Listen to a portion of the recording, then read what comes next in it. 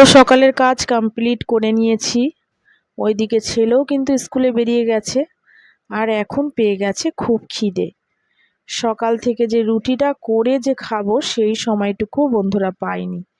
তাহলে দেখো মানে এতটা বেলা হয়ে গেছে, মানে এখন ধরো 12:30টার মতন বাজে।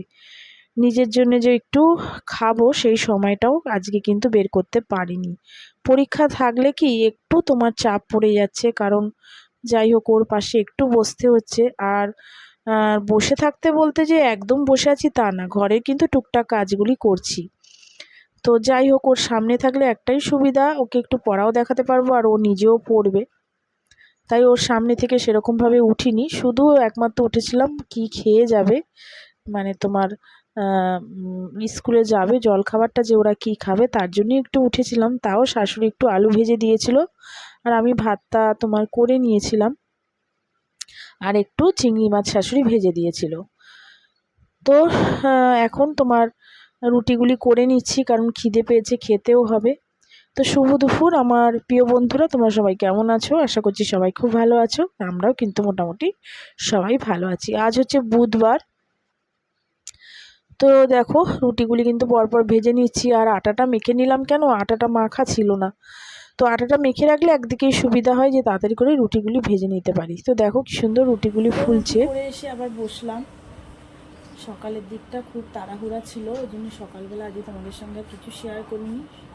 ছেলে তো স্কুলে বেরিয়ে গেল, আজকেও সায়েন্স পরীক্ষা ছিল, তাও তোমাদের দাদাভাই নিয়ে বেরিয়ে গেছে। বাজারটা মানে কোনো রকম করে দিয়ে ছেলেকে নিয়ে বেরিয়ে গেছে। আর সকালের দিকটা ওদের হচ্ছে তোমার পেঁয়াজের ডাল আর একটু আলু ভেজে দিয়েছিলাম, আর তোমাদের দাদাভাই চিংড়ি মাছ নিয়ে এসেছিলো, তাই সেই চিংড়ি মাছটাই আবার ওকে আর ওর দাদাকে ভেজে দিয়েছি। তা ওই দিয়ে কিন্তু ওরা সকালে জলখাবারটা খেয়ে নিয়েছে। আর আমি এখন রুটিটা করে দিয়ে রেখে এলাম, জানো তো, কারণ রুটিটা তো এখন আমি গরম গরম খেতে পারবো না, ওটা আবার তোমার গরম জলে এপিট ওপিট করে একটু শুকাতে দিয়ে এলাম। কারণ আমি তো পুরো তোমার গরম গরম রুটি খেতে পারি না, আমার তো অ্যাসিড হয়ে যায়, তোমাদের এর আগেও বলেছি। একটু খেতে টাইম লাগবে। এখন কিন্তু 12:30টার মতন বেজেও গেছে। তো ভাবলাম বসে থেকে লাভ নেই, তাহলে আগে বেড টেডগুলি ক্লিন করি, কারণ ঘরের অবস্থা প্রচুর খারাপ। দেখো তোমরা সব পড়ে আছে, এখনই করবো, তাই ভাবলাম তোমাদের সঙ্গে একটু কথা বলে নিই। সকালবেলার দিকটা তো একদম সময় পাচ্ছি না কয়েকদিন ধরে। তো এখন ভাবলাম একটু কথা বলি, কারণ ছেলে বেরিয়ে গেছে স্কুলে। বড় ছেলের আবার কালকেও পরীক্ষা আছে, আর ছোটো ছেলেরও কালকে আছে, মানে পরপর দুদিন ছোটো ছেলের পরীক্ষা রয়েছে, আর বড়ো ছেলের আবার কালকে আছে। তো যাই হোক, ছেলে তো পরীক্ষা দিতে গেল, আমি এবার ঘরের কাজগুলি করে তারপরে তোমার টিফিনটা খেয়ে নেবো, আর রান্নাগুলি তো করতেই থাকবো। আর দেখো বন্ধুরা আমার চোখ মুখের অবস্থা শুধু দেখো, গলা এত ব্যথা, সকালবেলার দিকে তো একদম কথা বলতে পারছি না, একটু যে বেলা হচ্ছে কথাটা বলতে পারছি। আর এই যে ঢোক গিলছি না, তোমার ভীষণ গলা ব্যথা, আর নাক দুটো তো পুরো বন্ধ হয়ে গেছে, চোখগুলি জ্বালা করছে, মানে চোখ মুখ দেখে বুঝতেই পারছো চোখ মুখগুলির অবস্থা পুরো খারাপ। তো যাই হোক চলো, কাজ তো করতেই হবে, বলো শরীর খারাপ হোক যাই হোক, কাজ তো আর থেমে রাখলে তো হবে না, কাজ তো আমাদের করতেই হবে। তো চলো তোমরা দেখতে থাকো।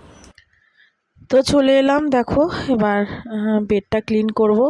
চাদরটা তুলে দিয়েছি, চাদরটা একটু দেখলাম নোংরা নোংরা লাগছে, তো তুলে দিয়েছি। দিয়ে দেখো আবার একটা কাঁচা চাদর পেতে নিচ্ছি। আর সকাল থেকে আর যে বেডটাও ক্লিন করব সেটাও করতে পারিনি, এক এক দিন কিন্তু করে নিই। ধরো ওই ঘরে একটু পড়ছে তখন কিন্তু তাড়াতাড়ি করে করিনি। তো যাই হোক এখন করতে পারছি না, কারণ ওর তোমাদের দাদাভাই ঘুম থেকে ওঠার পরেই ওকে এই ঘরে ডেকে নিচ্ছি, আর ও কিন্তু এই ঘরেই বসে পড়ছে, যার জন্য ওকে আর তোমার চাদর টাদরগুলি আর তুলে পরিষ্কার করতে পারিনি।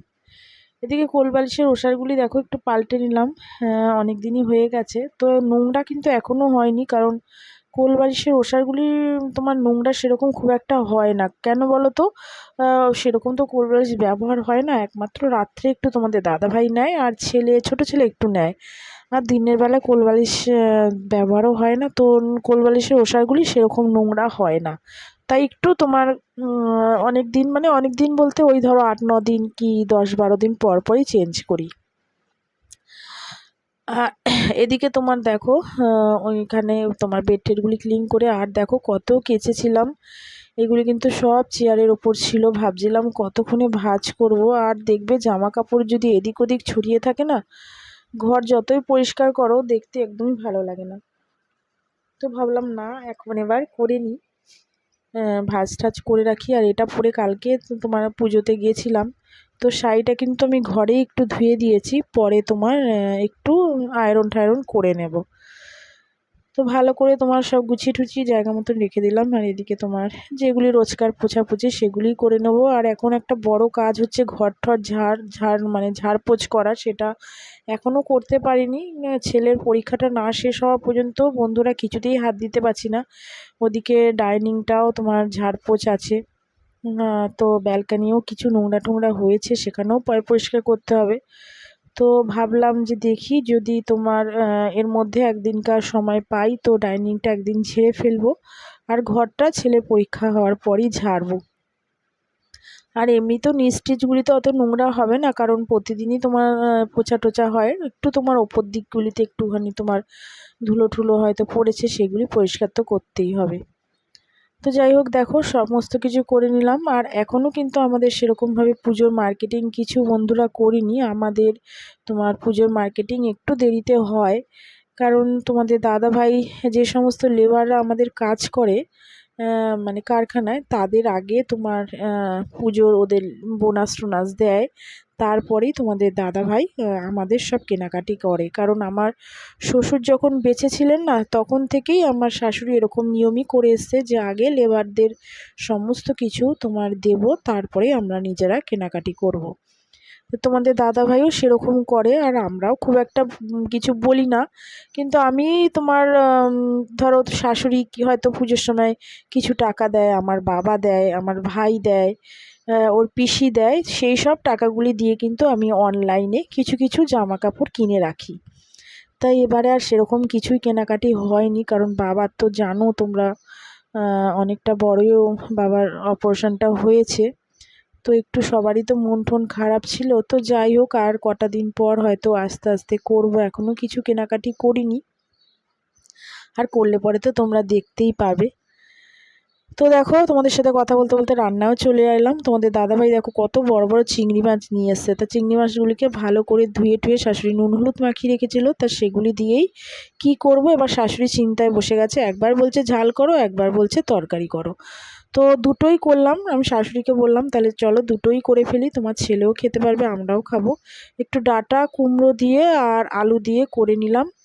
কিছুটা চিংড়ি মাছের ঝোল, ঝোল বলতে মানে পাতলা করে দেখো ঝোল করেছি। চিংড়ি মাছ দিয়ে এরকম সমস্ত সবজি আর ডাঁটা আলু কুমড়ো দিয়ে এরকম সবজি যদি রান্না করো না, চিংড়ি মাছ ভীষণ ভালো হয়। কিচ্ছু দেবে না, শুধু একটু তোমার দেবে হচ্ছে তেজপাতা, একটু জিরে ফোড়ন, আর পেঁয়াজও দিইনি। আর সমস্ত মানে যে কটা সবজির নাম বললাম, কুমড়ো ডাঁটা আলু দিয়ে দেবে, দিয়ে একটু নাড়িয়ে চাড়িয়ে একটু শুধু হলুদ আর একটু তোমার জিরের গুঁড়ো আর হচ্ছে শুকনো লঙ্কার গুঁড়ো, আর কিছুই না। এত সুন্দর রান্না হয় না বন্ধুরা, সত্যি তোমরা করে দেখবে, খুব ভালো লাগে খেতে। আর ঝোলটাও খুব টেস্ট হয়েছিল, একটু ঝাল ঝাল করেছিলাম। আর এটা করছি শুধু পেঁয়াজ দিয়ে, পেঁয়াজ দিয়ে একটুখানি কালো জিরে ফোড়ন দিয়েছিলাম, দিয়ে দেখো পেঁয়াজটাকে ভালো করে লাল লাল করে ভেজে কিন্তু সমস্ত মশলা দিয়ে দিয়েছিলাম, দিয়ে দেখো এটা আবার আলাদা করে কচি এই পেঁয়াজের ঝালটা তোমাদের দাদাভাই আবার খেতে ভীষণ ভালোবাসে। আর এদিকে কিন্তু আমার সমস্ত রান্নাবান্না কমপ্লিট হয়ে গেল। দেখো সেই ঝোলটা চিংড়ি মাছের, তা একটুখানি এখান থেকে আবার মাকে দিয়েছিলাম।